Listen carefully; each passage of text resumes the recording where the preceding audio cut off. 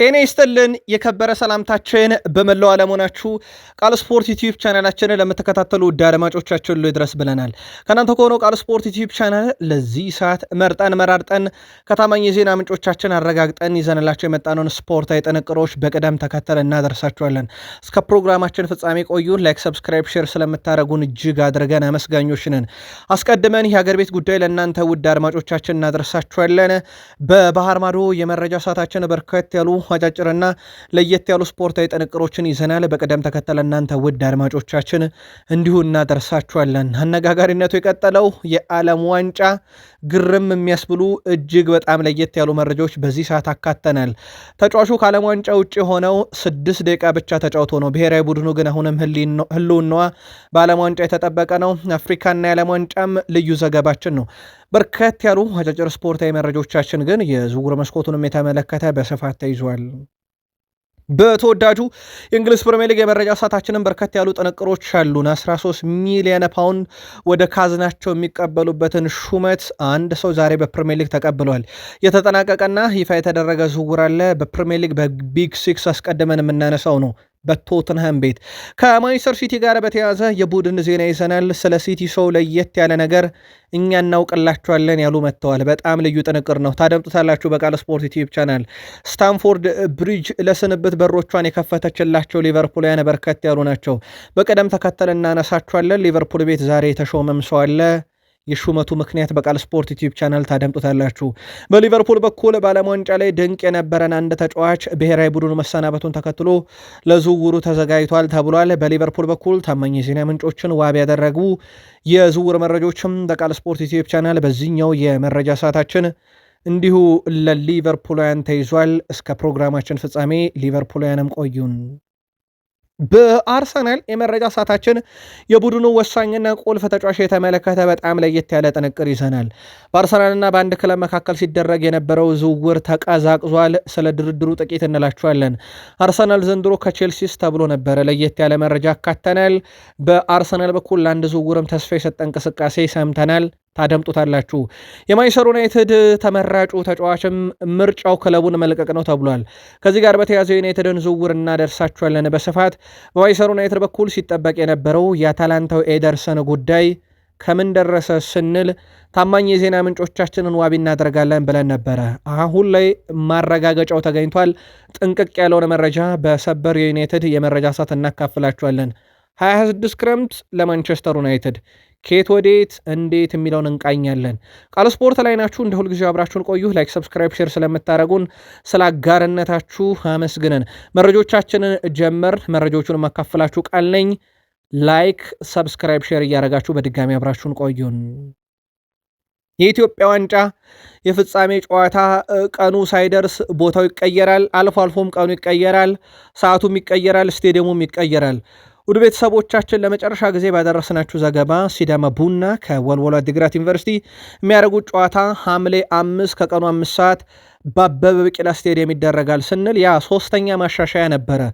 4ኛው ማሻሻያ ከኢትዮጵያ እግር ኳስ ፌዴሬሽንም እጃችን ላይ ደርሷል። ይህም ውድ ቤተሰቦቻችን ሲዳማ ቡና ከወልወሎ ዓዲግራት ዩኒቨርሲቲ የሚያደርጉት የኢትዮጵያ ዋንጫ የፍጻሜ መርሃ ግብር ቀኑ ሐምሌ 2 ሰዓቱ ቀን 5 ሰዓት ሆኖ የመጫወቻ ሜዳው ግን ከአበበ ቢቂላ ስቴዲየም ወደ አዲስ አበባ ስቴዲየም እንዲዞር አድርገኗል። በኢትዮጵያ ቴሌቪዥን በቀጥታ ስርጭት በሳተላይትና በኦንላይን አማራጭ ለማስተላለፍ ያግዘናል። ምክንያታችን ነው ይላል ፌዴሬሽኑ። ሌላ ስቴዲየም ከተቀየረና አዲስ ነገር ካለ ግን ቃል ስፖርት ዩቲዩብ ቻናልም እናደርሳችኋለን። የዓለም ዋንጫ መረጃን እንቀጥል። በዓለም ዋንጫ ውድ ቤተሰቦቻችን የቪኒሺየስ ጁኒየር ምላሽ ሲጠበቅ ነበረ። በእርግጥ ካርሎ አንቸሎቲ ቪኒሺየስ ጁኒየር እንኳን አንደኛና ሁለተኛ 6ኛው ፍጹም ቅጣት ምት መቻችን ነው ማለታቸው ይታወቃል። አሁን ላይ ተጫዋቹ በዚህ ጉዳይ ላይ ምላሽ ሰጥቷል። አንቸሎቲ ናቸው የወሰኑት ፔናልቲውን ብሩኖ ጊማሬሽ እንዲመታ። የአሰልጣኙን ውሳኔ ደግሞ ማክበር ይጠበቅብናል። በነገራችን ላይ ይህንን የእሳቸውን ሀሳብ ቪኒሺየስ ጁኒየር አጠናክሮታል። ከጨዋታ በፊት ነው የተነገረን ብሩኖ ጊማሬሽ ፍጹም ቅጣት ምት በጨዋታ ከተገኘ እንደሚመታ። እናም የአሰልጣኙ ምርጫ ነበረ። እኔ ራስ ወዳድ አይደለውም፣ በርካታ ግቦችን በዓለም ዋንጫ አስቆጥሮ ፉክክሩ ስለመግባት ብዬ የአሰልጣኙን ውሳኔ የምቃረን ሰው አይደለውም፣ ለዛ ነው ብሩኖ ጊማሬሽ የመታው ብሏል። በ14ኛው ደቂቃ የተገኘችውን ፍጹም ቅጣት ምት ብሩኖ ጊማሬሽ መከናት። በኋላም ብራዚል በኖርዌይ 2-1 ተሸንፋ መሰናበቷ የሚዘነጋ አይደለም። የዓለም ዋንጫ ክስተቶችን እናንሳቸው። ሊዮኔል አንድሬስ ሜሲ እና ኬሊያን መባፔ የዓለም ዋንጫ ከፍተኛ ግብ አስቆጣሪነትን ከሃላንድ እኩል በ7 እየመሩት እንደሆነ ይታወቃል። ሁለቱ ሌላ በጣም አስገራሚ መረጃ ተጋርተዋል። ወደ ቤተሰቦቻችን ሁለቱ ተጫዋቾች በሜዳ ላይ ያለ ኳስ የተንቀሳቀሱት ወይም የተራመዱት ከጨዋታው 47 በመቶን ሜሲ ከሩጫው ይልቅ በ90 ደቂቃ በአማካኝ 47 በመቶውን የሚሆነው እየተራመደ ነው የሚጨርሰው። ሁለተኛው ሰው ኬሊያን መባፔ ነው። በጨዋታ በ90 ደቂቃ 45 በመቶ የሚሆነውን በእርምጃ እንጂ በሩጫ አይደለም የሚያሳልፈው። 55 በመቶውን ብቻ ነው የሚሮጠው። የጨዋታውን ክፍለ ጊዜ 45 በመቶውን እየተራመደ ነው የሚጨርሰው። ሁለቱ በጣም አነጋጋሪ ተጫዋች ፊት መስመር ላይ ኳስ ሲያገኙ ግን ይፈጥኑ ይሆን? ጎላቸው 7-7 ነው። በእርግጥ አይምር ሃላንድም ከነኚህ ሁለት ኮከብና ከዋክብት በጎል ደረጃ እኩል መሆኑ የሚዘነጋ አይደለም። የዓለም ዋንጫ አነጋጋሪዋ ብሔራዊ ቡድን እንግሊዝ ሆና ቀጥላለች። በተለይ አዜቴካ ስቴዲየም ላይ ሜክሲኮን ድል ካደረገች በኋላ በርካታ ነገር እየሰማን ነው። በእርግጥ በዚህ የእንግሊዝ ብሔራዊ ቡድን ውስጥ ሁለቱ ሰዎች ይለያሉ፣ ሃሪኬን እና ጁድ ቤሊንግሃም። እንግሊዝ በዚህ ዓለም ዋንጫ 11 ጎል አላት። 10 የተቆጠረው በሃሪኬን እና በጁድ ቤሊንግሃም ነው። በእርግጥ ሃሪኬን ስራው ግን ማስቆጠር ነው፣ ይሄ ምንም ጥያቄ የለውም። በዓለም ዋንጫ ብቻ ሳይሆን አጠቃላይ በዚህ ውድድር ዓመት 81 የግብ አስተዋጽኦ አለው ለሙኒክ እና ለእንግሊዝ በ63 ጨዋታ ነው። ውድ ቤተሰቦቻችን 81 የግብ አስተዋጽኦ የደረሰው ከዚህ ውስጥ በ63 ጨዋታ 73 ጎል አስቆጥሯል ኬን። የኬን ደረጃ ፍጹም የተለየ ነው። ምናልባት ባሎንዶርን ካልጣ ባየር ሙኒክ የሻምፒዮንስ ሊግ ዋንጫ አላነሳም፣ እንግሊዝ የት ድረስ ትሄዳለች የሚለው በጣም ወሳኝነት ሊኖረው ይችላል። ግን በጣም አነጋጋሪ ቁጥር ነው በሃሪኬን በኩል እየተመለከትን ያለው ነው። በአጠቃላይ ግን ሃሪኬንና ጁድ ቤሊንግሃም ከተቆጠሩት 11 ግቦች 10ሩን ለእንግሊዝ ያስቆጠሩ ናቸው። እንግሊዝ በአዜቴካ ስቴዲየም ድል ስታደርግ በጨዋታው ጎሎቹ የሚያስፈልጉ ነበር የነኚህ ኮከቦች። ግን በጣም አስገራሚ ነገር ባለፉት 10 የዓለም ዋንጫ ጨዋታ ላይ በአዜቴካ ስቴዲየም ሜክሲኮ ተሸንፋ አታውቅም ነበር፣ ወያቻ ከወጣች ነው። እንግሊዝ የመጀመሪያው አሸናፊ ሀገር ሆናለች ካለፉት 10 ጨዋታ ሜክሲኮን ማለት ነው። በጣም አስገራሚው በጣም አሳዛኙም ዜና ጆርዳን ኤንደርሰን እንደሆነ ይታወቃል። ከጨዋታው መጠናቀቅ በኋላ ያው ጉዳት አስተናግዶ በሕክምና እርዳታ በኦክሲጅን ታግዞ ወደ ሆስፒታል ጭምር እንደሄደ ይታወቃል። በደስታ መግለጽ ስነስርዓቱ ላይ ወድቆ ማለት ነው። ከዚህ ጋር በተያያዘ አሁን በወጣ መረጃ መሰረት የዓለም ዋንጫ ውጭ መሆኑ ተረጋግጧል። የቀድሞ የሊቨርፑል ተጫዋች ጆርዳን ኤንደርሰን ከእንግሊዝ ብሔራዊ ቡድን ውጭ ሆናል በጉዳት። በዚህ ዓለም ዋንጫ 6 ደቂቃን የተጫወተ አንድ ቢጫ ካርድ ያየ አንድ ጊዜ ሆስፒታልም ያየ ተጫዋች ሆኗል። ይህ ተጫዋች በጣም ግን አሳዛኙ የሚባል ዜና ነው። ምናልባት በቀጣይ ደግሞ እንደ ሃሪኬን፣ ጁድ ቤሊንግሃም፣ ዴክላን ራይስ እና ኒኮ ራይሊ ያሉ ተጫዋቾች በኖርዌይ ጨዋታ ላይ ቢጫ ካርድ ካዩ የግማሽ ፍጻሜ ጨዋታ ያመልጣቸዋል። ያው እንዳልኳችሁ ኬር ስታርመር ጠቅላይ ሚኒስትሩ ስራ ሊለቁ ነውና እንደ ትራምፕ ደብዳቤ ያስገብቶ ማን ቀያቸውን ይፈቅላቸዋል። ይሄ የማይጠበቅ ጉዳይ ነውና በጣም መጠንቀቅ ያለባቸው ጨዋታ ነው። በዓለም ዋንጫ ሜክሲኮ በእንግሊዝ መሸነፏን ተከትሎ የተለያዩ ጥቃቶች ተሰንዝረዋል። በነገራችን ላይ በሜክሲኮ የታጠቁ ሰዎች ወደ አንድ ባር በመሄድ ውስጥ በነበሩ ሰዎች ላይ ከበድ ያለ ጥቃት ፈጽመዋል። ውስጥ በነበሩ ሰዎች ላይ በርካታ ጉዳትን መከሰቱን የሜክሲኮ ፖሊስ አስታውቋል። በሌላ በኩል በአሜሪካ አደባባይ ላይ ጨዋታውን የሚመለከቱ 4 ሰዎች በጥይት ጥቃት ደርሶባቸዋል። ከቀናት በፊት የሜክሲኮን ድል ተከትሎ በርካታ ሰዎች በተሰበሰቡበት ክብረ በዓል ላይ የ4 ሰዎች ሕይወት በደስታ ነው ያለፈው። አሁን ግን ሜክሲኮን በብስጭት ነው እንዲህ አይነት አደጋን እያደረሱ የሚገኙት ከሽንፈቱ በኋላ መሆኑ ነው። ሜክሲኮም ከአሰልጣኟ ጋር ተለያይታለች። በነገራችን ላይ የሜክሲኮ ብሔራዊ ቡድን አሰልጣኝ ዣቬር አጉዌሪ ከኃላፊነታቸው መልቀቃቸው ተገልጿል። አሰልጣኙ የዓለም ዋንጫ ስንበት በኋላ እሳቸውም ከስራቸው ተሰናብተዋል። ሜክሲኮ ከእንግሊዝ ጨዋታ ውጪ 4 የዓለም ዋንጫ ጨዋታዎችን ምንም ጎል ሳይቆጠርባት አሸንፋ ነበረ። ግን በእንግሊዝ መሸነፋቸው ከውድድሩ ውጭ ነው ያደረጋቸውና እሳቸውም ስንብታቸው እውን ሆኗል። ውድ ቤተሰቦቻችን ሌላ በጣም አስገራሚ መረጃ እናደርሳችሁ። ሳዲዮ ማኔና ካሊዱ ኩሊባሊ ሴኔጋል ከፈረንሳይ ባደረጉት ጨዋታ ቅልጥ ያለ ጸብ ውስጥ እንደገቡ ተረጋግጧል። በእርግጥ ጨዋታው ቆየት ያለ ነው፣ በዓለም ዋንጫ ላይ ማለት ነው። ማኔ ሳር ነበረ በጨዋታውን እንዲካፈል የሚፈልገው ካሊዱ ኩሊባሊ ሳይሆን ማለት ነው። ምክንያቱም ካሊዱ ኩሊባሊ ፊት አያደርግም በሚል ማለት ነው። ይህም ፈረንሳይና ሴኔጋል አድርገው ፈረንሳይ ድል ባደረገችው ጨዋታ ማለት ነው። ማኔ ኩሊባሊ ፊት ስለማያደርግ እናም ችግር ስላለበት መጫወት ያለበት ማላንጋ ሳር በሚል በሁለቱ አካላት መካከል ጸብ ተፈጥሮ እንደነበረ ነው መረጃዎች ወጡት። በጣም አነጋጋሪ መረጃ ሆኗል። በቀይ ካርዱ ጉዳይ በተከታታይ መረጃ በቃል ስፖርት ዩቲዩብ ቻናል ጨምሮ በሌላኛውም ገጻችን መረጃ አካፍለናችሁ ነበረ። አሁን ዶናልድ ጄ ትራምፕ ጫጫታውን ሰምተውታል መሰለኝ ወደ ሚዲያቸው ብቅ ብለዋል። አዎ ፊፋን ደውዬ በይፋ የጠየቅኩት እኔው ራሴ ነኝ ብለዋል ዶናልድ ጂ ትራምፕ። የአሜሪካው ፕሬዚዳንት ዶናልድ ትራምፕ የቀይ ካርድ ውሳኔውን ለማስቀየር ጣልቃ መግባታቸውን አምነው አረጋግጠዋል። አዎ ፊፋ ውሳኔውን እንዲፈትሽ ጠይቄያለሁ ያሉት ትራምፕ የተከበረውን ኢንፋንቲኖን ደውዬ አናግሬያለሁ ይላሉ። ዶናልድ ትራምፕ ስፖርትን በደንብ እረዳለሁ ያሉ ሲሆን ባሎጎን የሰራው ጥፋት የለም፣ የዳኛው ውሳኔ ልክ አይደለም ይላሉ እሳቸው። የአሜሪካው ፕሬዚዳንት ዶናልድ ጄ ትራምፕ አክለውም ተጫዋቾች ምንም ሳያጠፉ ከጨዋታ በቀይ ካርድ አባረሩት፣ ቀጣይ ጨዋታ እንደማይገባ ግን አላወቅኩም ነበር፣ በኋላ ላይ የለም ሲሉኝ ወዲያው በብስጭት ዣን ኢንፋንቲኖ ጋር ደወልኩኝ። ወሳኝ ልጃችን በዚህ መንገድ ማጣት ይፍታይ ነው፣ ለዛ ነው ጣልቃ የገባሁት እያሉ ነው። እና እሳቸው እኔ ነኝ የደወልኩት፣ አዎ ደውያለሁኝ፣ ዣን ኢንፋንቲኖ ስህተት ሰርታችኋልና አስተካክሉ ብያለሁ ብለዋል። እንደ ንግግራቸው ትዕዛዝ ባይሰጡ እንዴት ተነሳ የሚለው ግን በጣም አነጋጋሪ ነው። ፊፋ ቁጣ በዝቶበታል በዚህ ጉዳይ ላይ። ከአውሮፓ እግር ኳስ ማህበር አልቀረም በነገራችን ላይ። ታዲያ ፊፋ አሁን መግለጫ አውጥቷል በጉዳይ ላይ። የቤልጅየም እግር ኳስ ፌዴሬሽን ይግባኝ መጠየቅ ይችላል ይላል። ይግባኝ መጠየቅ ይችላል ይልና ግን ውድ ቤተሰቦቻችን ይግባኝ ጠይቆ ውሳኔው እስክንሰጥ ግን ጨዋታው ይጠናቀቃል ይላልና አትልፉ እያለ ነው ፊፋ ቤልጅየም እግር ኳስ ፌዴሬሽንን። ልክ ነው፣ ቅሬታ ማስገባት ትችላላችሁ፣ ግን ቅሬታችሁ እኛ ጋር ደርሶ እኛ አጣርተን ምላሽ እስክንሰጥ ሰዓት ይሄድባችኋልና አርፋችሁ ተጫወቱ አይነት ይዘት ነው ለቤልጅየም የተላከላት። በእርግጥ ሰዓትም የለም። በጣም አነጋጋሪው ጉዳይ ግን ዶናልድ ጄ ትራምፕ አዎ ልክ ነው ደውዬ እኔ ራሴ ነኝ ጣልቃ የገባሁት፣ እኔ እኮ ቀይ ሲወጣ ደግሞ ስለ ኳስ አውቃለሁ ብሎ እኔ እኮ በቀይ ሲወጣ ያ ጨዋታ ብቻ የሚያልፈው መስሎ ነበር፣ ቀጣዩ ጨዋታማ እንዴት ያልፈዋል ብዬ ለወዳጄ ዣን ኢንፋንቲኖ ደውዬ ቀዩን አስነስቻለሁ ብለው የእምነት ክደት ቃላቸውን ሰጥተዋል። በርካታ የሞሮኮ ብሔራዊ ቡድን ደጋፊዎች ለፈረንሳይ ጨዋታ ወደ አሜሪካ ሊያመሩ መሆኑ ተረጋግጧል። ደጋፊዎቹ ወደ ስፍራው እንዲያቀኑ በማሰብ የሞሮኮ አየር መንገድ የበረራ ቁጥር መጨመሩ ተረጋግጧል። ለጉዞ የደርሶ መልስ ትኬት $936 እንደቀረበ ተዘግቧል። የሞሮኮና የፈረንሳይ የሩብ ፍጻሜ ጨዋታ የፊታችን ሐሙስ ምሽት 5 ሰዓት ሲል እንደሚጀምር ይታወቃልና አፍሪካን ተመው ብሔራዊ ቡድናቸውን ይደግፉ ዘንድ ያውም በጣም አነጋጋሪ ጉዞ ላይ የምትገኘውን ሞሮኮ ይደግፉ ዘንድ የሞሮኮ አየር መንገድ $936 ደርሶ መልስ ከሞሮኮ አሜሪካ አመቻችቻለሁ፣ የበረራ ቁጥሬንም ከፍ አድርግቻለሁ ብሏል። አጫጭር ስፖርታዊ መረጃዎቻችን ይቀጥሉ። ስፔን አሰልጣኝ ሉዊስ ኤንሪኬ በትውልድ ስፍራቸው እውቅና ተሰጥቷቸዋል። አሰልጣኝ ሉዊስ ኤንሪኬ በስፔን ሆይዌን ከተማ በስማቸው የተሰየመውን የባህር ዳርቻም መርቀው ከፍተዋል።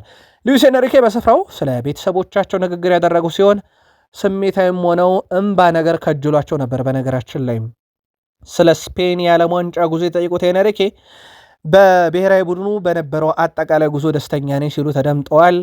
ቡድኖች በጣም ስፔንን ሲያገኙ ግን ይከላከላሉም ሲሉ ተደምጠዋል።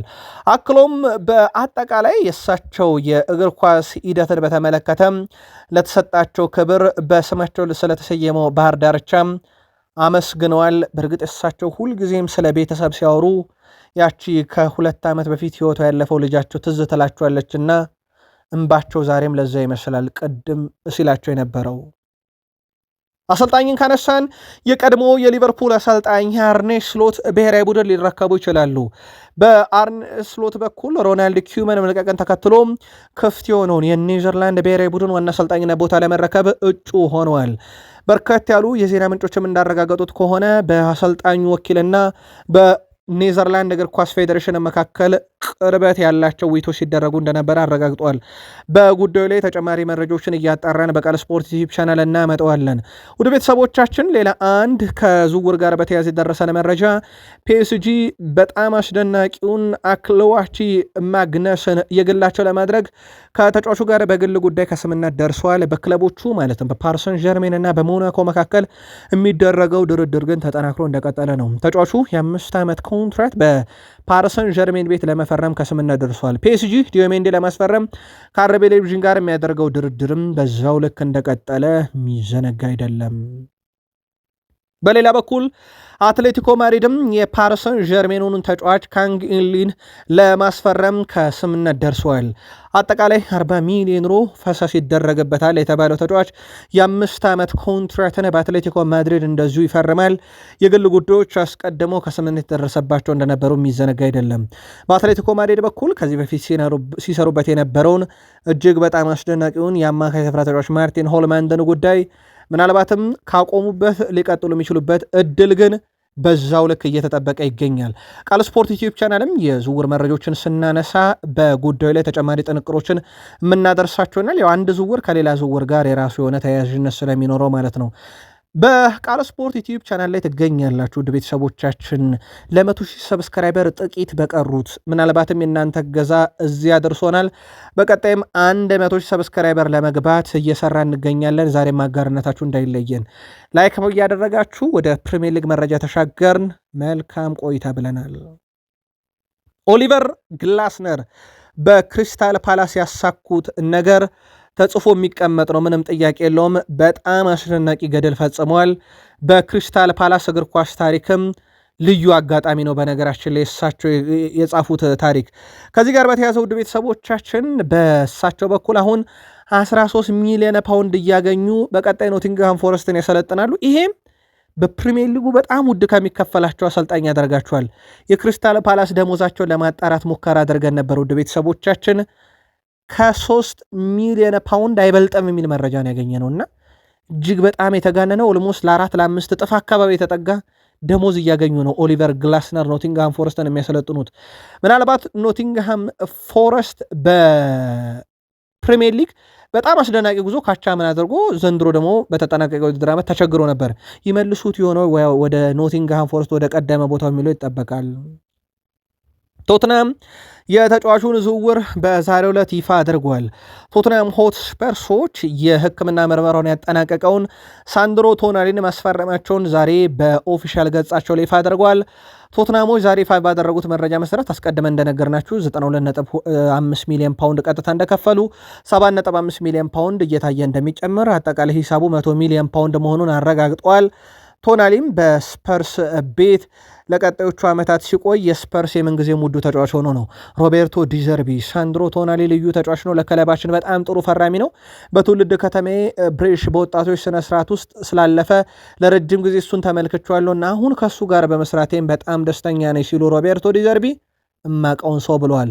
ሳንድሮ ቶናሊ በበኩሉ አንድም ያነጋገረኝ ሰው የለም፣ ከሮቤርቶ ዲዘርቢም አንድም ያነጋገረኝ ክለብ የለም ከቶትናም በስተቀር ብሎ የእምነት ክደት ካሉን ሰጥቶ በዛሬው ዕለት ዝውውሩ ተጠናቋል። ለሃላንድ መልካሙን ሁሉ እመኛለሁ የሚለው ቬኒሺየስ ጁኒየር ነው። የማንቸስተር ሲቲ ኮከብ ሀገሩን በአስደናቂ ሁኔታ ወደ ዓለም ዋንጫ ቀጣዩ ዙር ካሳለፈ በኋላ ከቪኒሺየስ ጁኒየር የአድናቆት መልእክት ተልኮለታል።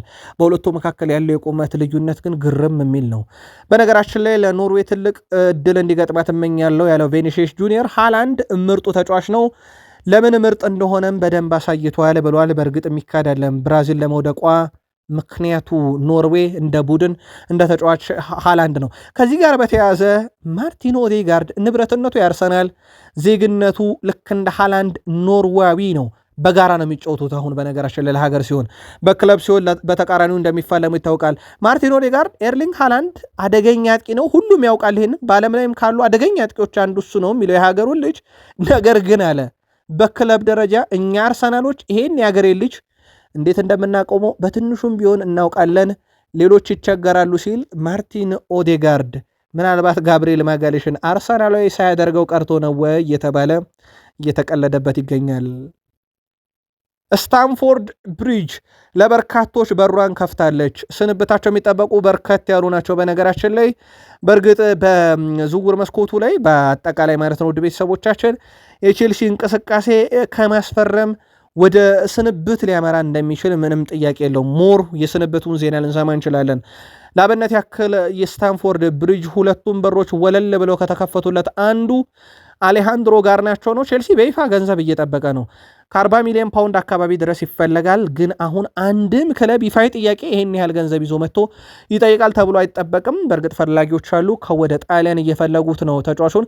በዚህ ሳምንት ከቼልሲ ጋር ድርድር የሚያደርጉ ክለቦች ሊኖሩ ይችላሉ ተብሎ ይጠበቃል።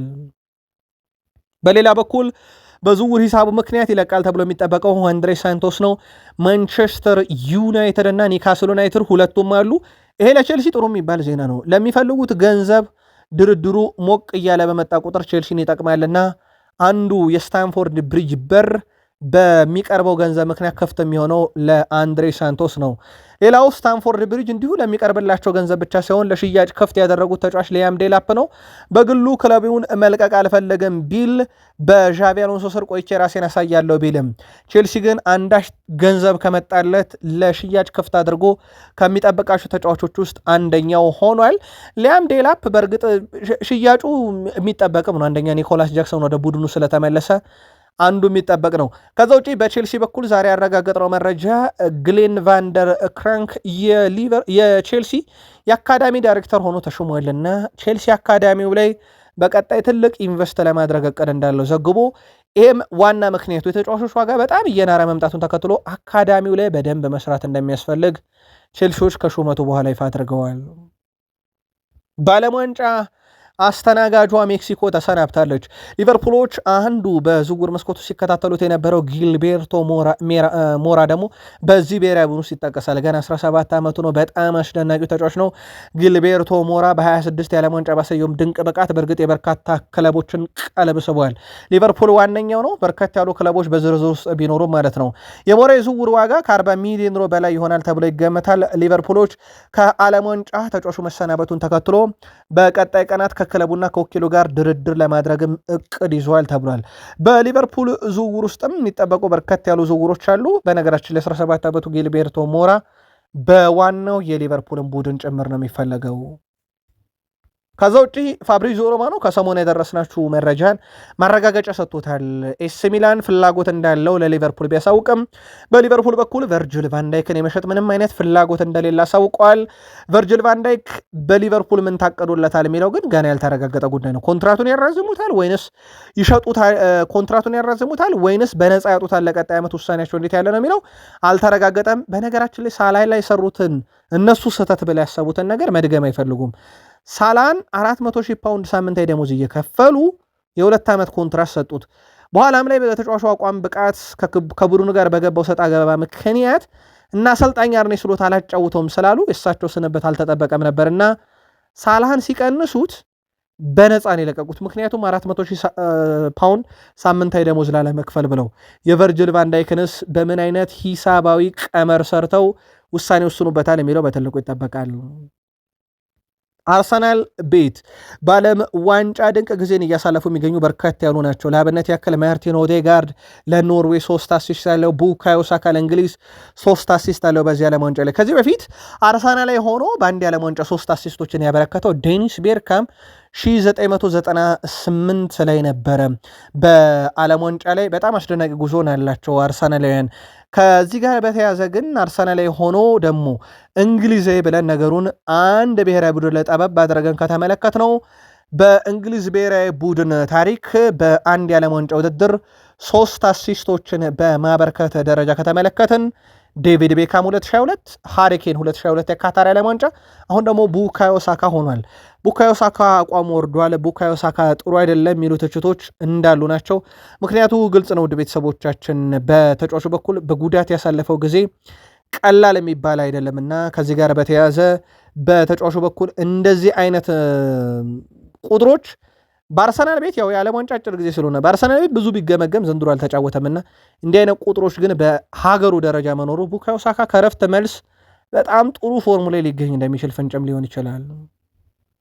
በአርሰናልና በሃምቡርግ መካከል ሲደረግ የነበረው ድርድር አሁን ላይ ተቀዛቅዟል። ወደ ቤተሰቦቻችን በፋቪዮ ቬራ ዝውውር ጉዳይ ላይ ነበረ ድርድሮች ሲደረጉ የነበረው። አርሰናሎች እንግዲህ በዚህ ክረምት ቢያንስ 20 ሚሊዮን ዩሮ በላይ ይፈልጉበታል ተብሏል። ሃምቡርግ በኩላቸው ይህ ዋጋ በጣም ተጋኖብናል እያሉ ነው። በአሁኑ ሰዓት ለተጫዋቹ መክፈል የሚችሉት የገንዘብ መጠን 10 ሚሊዮን ዩሮ ነው። አርሰናል ከፈለገው 20 ሚሊዮን ዩሮ ጋር ሲነጻጸር የ10 ሚሊዮን ወይም የእጥፍ ልዩነት አለ። አንድ አድማጫችን አርሰናል ሲሸጥ በርካሽ ሲገዛ 5 ሚሊዮን ፓውንድ የሚያጨቃጨቀው ክለብ እናም ዝውውሮችን የሚያጣ በሚል ከሰሞኑ ዩናይትድንም በእርግጥ አብሮ አንስቶታል። አርሰናል አሁን የ10 ሚሊዮን ዩሮ ልዩነት ተፈጥሮበታል ሃምቡርግ ይሄንን ተጫዋች ለመሸጥ በሚያደርገው ጥረት ላይ። ዘንድሮ አርሰናል ከቼልሲ ደግሞ ማንን ያስፈርማል የሚለው መነጋገሪያ ጉዳይ ሆኗል። በነገራችን ላይ በአወራራጅ ድርጅቶችም ጭምር አርሰናል ከቼልሲ ዘንድሮ ተጫዋች ያስፈርማል አያስፈርም የሚል ኮታ ተቀምጧል። በነገራችን ላይ አርሰናል ምን እያደረገ ነው የሚለውን ተመልክተን ነበረ። በነገራችን ላይ አርሰናል ኤንዞ ፈርናንዴዝ ገና የፕሪሚየር ሊግ ጨዋታ ሳይጠናቀቅ ካስታወሳችሁ ሊያም ሮዛኔ እንደውም ጨዋታ የቀጡት ጊዜ ማለት ነው ከቼልሲ ጋር በተያዘ ያነሱ ሀሳብ ስንብት እንደሚኖር ፍንጭ የሰጠ አሁን ደግሞ ጭራሹ ወኪሉ ሃቬር ፓስቶሬ ወጥቶ ቼልሲ ልንረቅ ስራ ላይ ነን በአደባባይ ማለቱ ይታወቃል። አርሰናሎች ታዲያ በመጀመሪያው ሊያም ሮዛኔ በቀጡት ማግስት አካባቢ ወይም በዛን ወቅት አካባቢ ይሄን ተጫዋች ለገበያ እንደሚያቀርቡት ምን ያህል ሊያቀርቡት እንደሚችሉ መረጃዎችን አሰባስቦ ነበረ። አርሰናል ያገኛቸው መረጃዎች ሁለት ናቸው። አንድ የዝውውር ሂሳቡ በጣም መጋነኑ፣ ሁለት ቅድሚያ የሚሰጠው ለሪያል ማድሪድ መሆኑን። ከዛ ውጪ በአርሰናል ዝርዝር ውስጥ አለ አርሰናሎች ተጫዋቹ ፍላጎት ካለውና ቼልሲ የዝውውር ሂሳቡን ከዚህ በጣም የሚቀንስ ከሆነ ወይም ከ140 ሚሊዮን ፓውንድ በታች የሚያደርግ ከሆነ እንዳጠቃላይ በጣም ዝቅ ያለ ወይም ከ100 ሚሊዮን ፓውንድ በታች ከሆነ ብቻ አርሰናል ጉዳዩን ይመለከተዋል። ኒውካስል ዩናይትድ የቼልሲውን አንድሬ ሳንቶስን ለማስፈረም ከዩናይትድ ጋር ፉክክር ውስጥ አለ ብለናችሁ ነበረ። ጉዳዩን በተመለከተ ሳንድሮ ቶናሊ ወደ ቶትናም አመርቷል በኒውካስል ዩናይትድ በኩል። ከዛ ውጪ ብሩኖ ጊማሬሽ በአርሰናል ይፈለጋል። ምናልባት ኒውካስል ዩናይትድ ቀንቶት የአማካኝ ዝውውሩን አንድሬ ሳንቶስን ካገኘ አሊያም ኒውካስል ዩናይትድ አማካኝ ላይ ትኩረት እያደረገ መሆኑን አርሰናሎች ብሩኖ ጊማሬሽን ለማግኘት እንደ አንድ ፍንጭ እያዩት ነው። ከዛ ውጪ ብሩኖ ጊማሬሽ በግሉ አርሰናልን መቀላቀል ይፈልጋል። የአርሰናል ንብረት መሆን ይፈልጋል። አርሰናል ቀጣይ ዓመት የሻምፒዮንስ ሊግ ተፎካካሪ ነው። ለዋንጫም ለፕሪሚየር ሊግ ከሚጠበቁ ግንባር ቀደም ነው። ያም የተጠናቀቀው ውድድር ዓመት ሻምፒዮኖቹ ልቡን ሰርቀውታልና ተጫዋቹ በግሉ ፍላጎት አለው። ወኪሉንም እየገፋ ነው። በዛው ልክ ደግሞ ኒውካስሎች አማካይ ለማምጣት የሚያደርጉት ጥረት ለአርሰናል በሩን ወለል አድርጎ ሊከፍት የሚችልም የዝውውር መስኮት ይሆናል ተብሎ እንዲሁ ይጠበቃል። ማንቸስተር ዩናይትድ በዝውውር መስኮቱ ላይ አንድ ለውዝግብ የቀረበ ዝውውር ጀምረው ነበረ። የአታላንታው ኤደርሰን ታማኙ የዜና ምንጭ ፋብሪዚዮ ሮማኖ ጉዳዩን በተመለከተ ማጣሪያውን ይዞ መጥቶ ለእናንተ ውድ አድማጮቻችን ከታማኝ ምንጭ እናረጋግጧለን ባለው መሰረት አትሌቲክ መረጃውን ይዞት ወጥቷል። ከዚህ ጋር በተያያዘ ዝውውሩ ቆሟል ወይንስ ባለም ዋንጫ ምክንያት ነው የሚለውን በርከት ያሉ የዜና ምንጮች ባለም ዋንጫ መሆኑን አረጋግጠዋል። እስካሁን ማንቸስተር ዩናይትድ ዝውውሩን ይፋ እንዳላደረገ ይታወቃል። በቃል ደረጃ 45 ሚሊዮን ዩሮ ለማስፈረም ጁን መጀመሪያ አካባቢ ነበረ ከስምነት የደረሱት።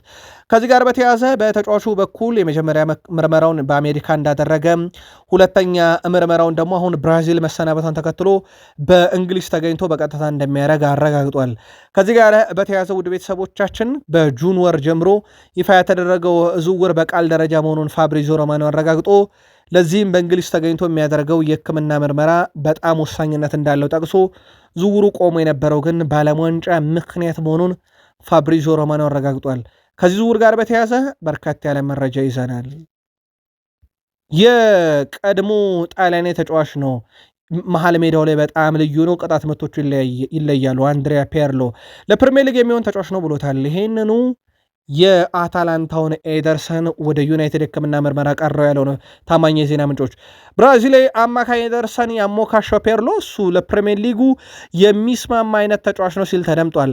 አንድሪያ ፔርሎ ኤደርሰን ጎበዝ ሯጭ እና ሜዳ ላይ ስሜት የማሳየት አቅም ያለው ወይም ልዩ ክህሎት የማሳየት አቅም ያለው ነው ብሏል። ፔርሎ አክሎም ብራዚላዊ አማካይ በማንቸስተር ዩናይትድ ቤት ጥሩ ሁኔታ እንደሚላመድም ይሰማኛል። ማንቸስተር ዩናይትድ ዝውውሩን ሲያጠናቅቅም ጥሩ ፈራሚ ሆነለታል ሲል ተደምጧል። በዚህ መሰረት ውድ ዩናይትድ ደጋፊዎች በማለዳው ጥንቅራችን ሚረር ስፖርት ዝውውሩ ቆሟል ብሎ ነበር። ታማኝ የዜና ምንጮች እነ ፋብሪዚዮ ሮማኖ አትሌቲክ ዝውውሩ የቆመው በዓለም ዋንጫ ነው፣ በእንግሊዝ ተገኝቶ የሕክምና ምርመራውን ካለፈ በቃል ደረጃ ያለው ስምነት ተግባራዊ ይደረጋል ሲሉ ተደምጠዋል። የግራ ክንፍ አጥቂው ሰመርቪልን ጉዳይ በተመለከተ ዩናይትድ የሚጠብቃቸው ጉዳዮች አሉ። የራሽፈርድ ዕጣ ፈንታ እንግሊዝ አሁንም ወደ ቀጣዩ ዙር አልፋለችና መዘግየቱ አይቀርም። ውድ ቤተሰቦቻችን የራሽፈርድ ዕጣ ፈንታ ስላለየ ማለት ነው። በተጫዋቹ በኩል ግን ዌስትሃምን ለመልቀቅ ክፍት መሆኑን አረጋግጧል። ኔዘርላንድ ከዓለም ዋንጫ ተሰናብታለች። ለድርድር በሮች ሁሉ ክፍት ናቸው። በሱም በኩል ማንቸስተር ዩናይትድ ተጫዋቹ ለማስፈረም ከዌስትሃም ዩናይትድ ጋር ውይይቶችን አድርጓል። መረጃዎችን አሰባስቧል።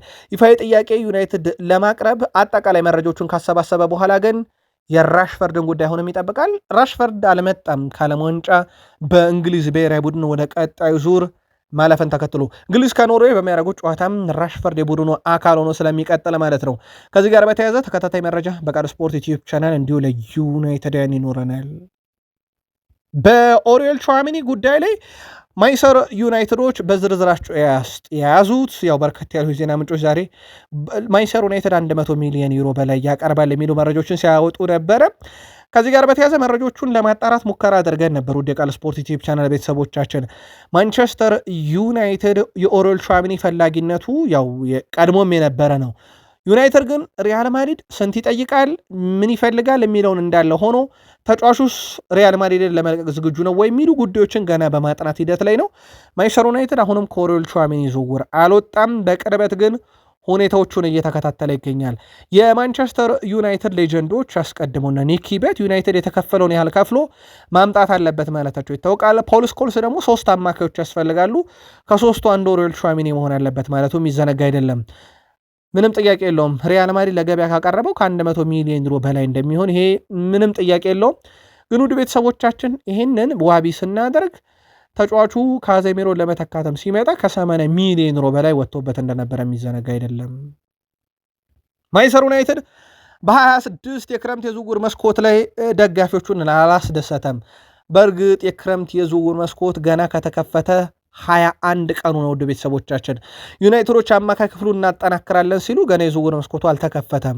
ማንቸስተር ዩናይትዶች አንድሬ ሳንቶስን ለማስፈረም ያደረጉት ጥረት አሁንም እንዳለ ነው፣ ግን ጥረቱ በንግግር ብቻ ነው። በማንቸስተር ዩናይትድ በኩል ተጫዋቹን የማግኘት ተስፋቸው ምን ያህል ነው በሚል ባጣራነው መረጃ መሰረት ለቼልሲ የሚያቀርቡት የዝውውር ሂሳብና ለተጫዋቹ የቋሚነት ዋስትና ከሰጡት አንድሬ ሳንቶስ ዩናይትድን ለመቀላቀል አሻፈረ ላይል ይችላል።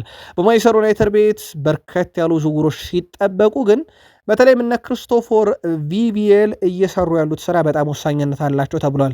ከዛ ውጭ ቤተሰቦቻችን በርከት ያሉ የማንቸስተር ዩናይትድ ደጋፊዎችን ለብስጭት የዳረገው የማቲያስ ፈርናንዴዝ ዝውውርን ጉዳይ በተመለከተ ግን ዩናይትድ አልከፍለውም ካለው 85 ሚሊዮን ፓውንድ በላይ አውጥቶ ግን ተጫዋች ሲያስፈርም ልንመለከት እንችላለን ያለው ዘ አትሌቲክ ነው። ከማንቸስተር ዩናይትድ ጋር በተያያዘ አንድ ለየት ያለ መረጃ እናካፍላችሁ። 25-26 ፕሪሚየር ሊግ በሶስተኛ የሜዳ ክፍል ላይ በርካታ ጥራት ያላቸውን ኳሶች ማቀበል የቻለ ብሩኖ ፈርናንዴዝ ሆኖ አጠናቋል። በነገራችን ለውድ ቤተሰቦቻችን በአጠቃላይ 38 ሳምንታትን በሚፈጀው የእንግሊዝ ፕሪሚየር ሊግ ሶስተኛ የሜዳ ክፍል ላይ ኳስን ያቀበለው ብሩኖ 867 ቀዳሚ በመሆን ማጠናቀቅ ችሏል። ከዛ ውጭ ሶቦዥ ላይ ሁለተኛ፣ ኤሊዮት አንደርሰን ሶስተኛ፣ ብሩኖ በርናንዶ ሲልቫ አራተኛ፣ ኤንዞ ፈርናንዴዝ አምስተኛ ያለ ይቀጥላል ዝርዝሩ። ብሩኖ ፈርናንዴዝ እና ማንቸስተር ዩናይትድ አምና እንደ አጠቃላይ ድንቅ የውድድር ዓመት አሳልፈዋል። በተለይም ዩናይትድ ከተቸገረባቸው 2 የውድድር ዓመታት እና የአውሮፓ ሻምፒዮንስ ሊግ መድረክ እጦት በኋላ የብሩኖ ሚና ግን በጣም ድንቅ ነበር። ያምነው ጥቂት ለየት ያለው መረጃ እንጨምር ብለን ነው። ቃል ስፖርት ዩቲዩብ ቻናል ላይክ ማድረግ እንዳትረሱ። ጥቂት ቆይተን እንመለስ። መልካም ጊዜ